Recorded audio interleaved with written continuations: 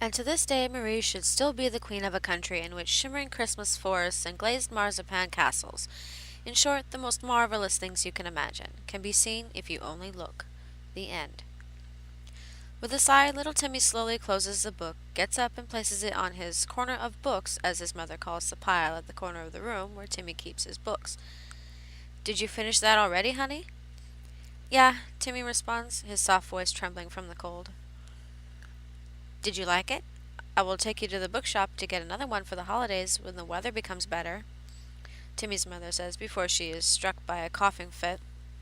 It has been snowing heavily for days now, and the two of them have been trapped in their home, while the old stove in the basement has broken down and there is no heating in the house. It's okay, Mom. I don't need one right now. Timmy, despite his young age, knows his mother doesn't have much money and doesn't want to put pressure on her.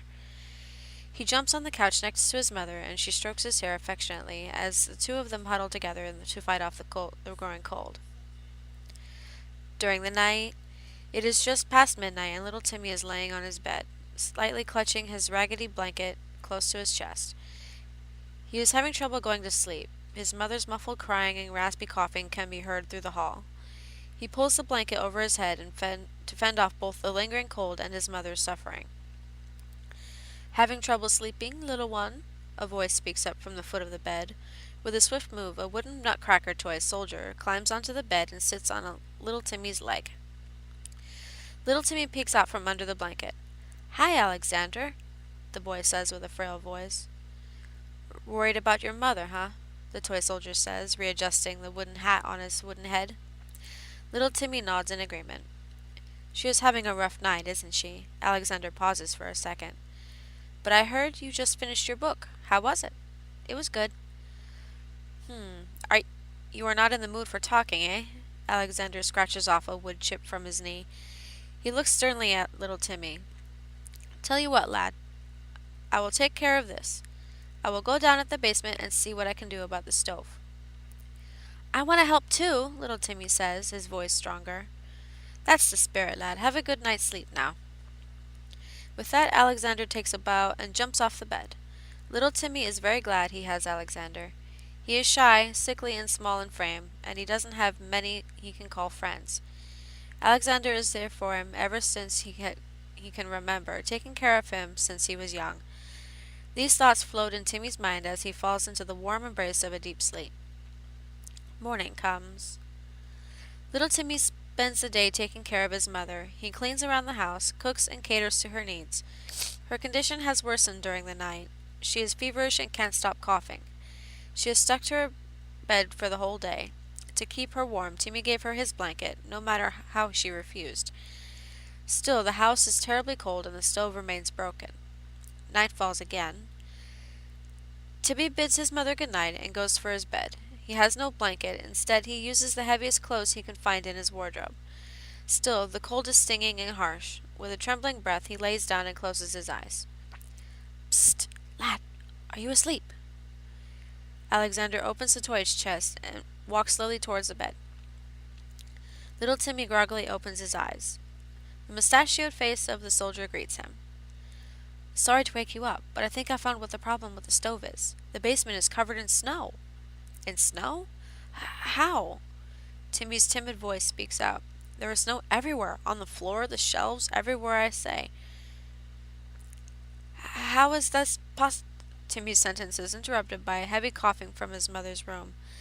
Alexander looks at Timmy stoically. Tomorrow I will go down there and take care of it. Do not worry, lad. The toy soldier tries to soothe Timmy. Suddenly, the sound of a door slamming shut echoes across the house. Little Timmy gasps.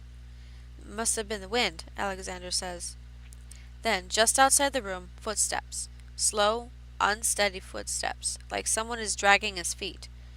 Little Timmy hides under the covers while Alexander stands up. The footsteps abruptly stop. The door to the mother's room creaks open. The footsteps resume. Someone has entered the room. Stay here, lad, Alexander whispers to little Timmy before he jumps down the bed and goes for the door. He jumps to the handle and pulls it down, but the door does not open. Locked? The door to the mother's room closes shut. Timmy starts sobbing lightly. Alexander frantically jumps around the room, trying to find the key. Then from the mother's room, a loud moan.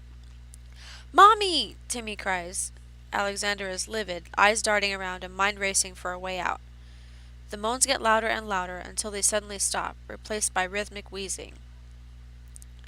Alexander moves a stool under the handle, climbs on and jams his metal sword in the lock, and frantically moves it around. The door clicks open and the boy soldier jumps out. The wooden boots clacking across the cold floor, he runs to the mother's room, but as he reaches the door, it swings open and a wild gust of wind blows into the hallway, lifting Alexander and slamming him against the wall. Then an eerie silence falls upon the house. Only the muffled crying of little Timmy and the heavy breathing of the mother disturb the stillness of the cold night. The weak morning sun rays break through the dark clouds. "Mommy, Mommy, please wake up!" Little Timmy begs his mother. She has grown deathly pale and she is very cold. She is breathing with difficulty and she is shaking. "I warmed you some milk. Please drink it. It will do you good."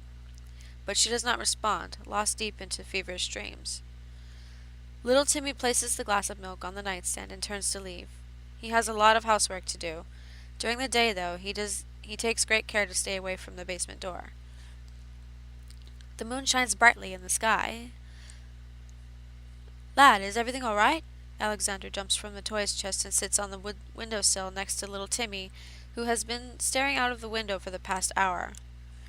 Alexander's left hand is bruised and its red paint is scratched off, while a button is missing from his torso from the scuffle last night. "I gathered some wood and dry branches. I will light the old stove and we will be warm again." "What about the thing?" "Don't be scared, little Timmy. Alexander will take care of it," the toy soldier says with a warm smile. "Anyway, I see you started writing the story you were telling me about," he says, pointing at the notebook by the nightstand. "How is it going? This must be fun." "It's great. I'm at the part where Jack sneaks into the Mouse King's castle to save Eliza." "Oh, I am so eager to read it. Jack sounds like a very fine lad." "He is very brave, but he is not as brave as his guardian," little Timmy says, his gaze wandering off in the distance. Alexander sighs. "I'll go fire the stove up for a moment and then I'll return to talk about your story more, right, lad?" Little Timmy gives Alexander a fleeting, nervous glance, and Alexander bows his head and backs away. An hour has passed and Alexander still hasn't returned, nor is the stove lit. Little Timmy is growing more anxious by the minute. He fears the worst, thinking of what Alexander would do for him. He decides to go to the basement. With trembling hands, he opens the door. His mother is fast asleep. Little Timmy covers her exposed to the cold body with her blankets and starts the long walk towards the basement. Time seems to have stopped while Timmy makes his way to the basement door. The incessant wind has ceased blowing and the house is plunged into complete silence. He takes a deep breath and with shaking hands reaches for the doorknob. The old door opens and the rusty hinges groaning under the weight of the metal door. The cold breath of the darkness below it hits little Timmy in the face. For a moment his will falters and he steels himself and pushes his legs down the slippery stairs, the open, dark mouth of the basement below staring back into his little heart. Slowly but steadily, little Timmy descends into the abyss. The further down he goes, the colder and darker it gets. Snow and ice have formed on the stairs. Then Timmy reaches the floor of the basement. He gets on his toes to reach the light switch, but it is completely frozen and stuck in place. Darkness and cold envelops the little boy. In front of him stands the old stove, asleep and dormant. All the boxes and old shelves around it are just shadows in the dark. Alexander, though, is nowhere to be seen. Timidly, little Timmy takes a step forward. As soon as his foot lands, a gust of wind blows from the back of the basement, swirling snow and stuff around. Timmy covers himself as best as he can. When the ruckus stops, a tall, white silhouette stands in the middle of the room. The man-like creature is crouched over, its thin torso almost floating on its lean limbs.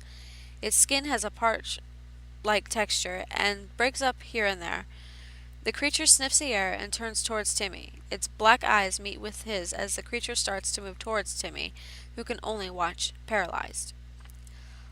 "Over here!" Alexander's voice echoes in the basement, pulling Timmy out of its trance. Little Timmy follows the voice and finds the toy soldier hiding under a shelf, a pile of wood by his side. He is in a very dire state. His torso is cracked, wooden splinters spurting out from his body, and his right leg is severed from the knee down.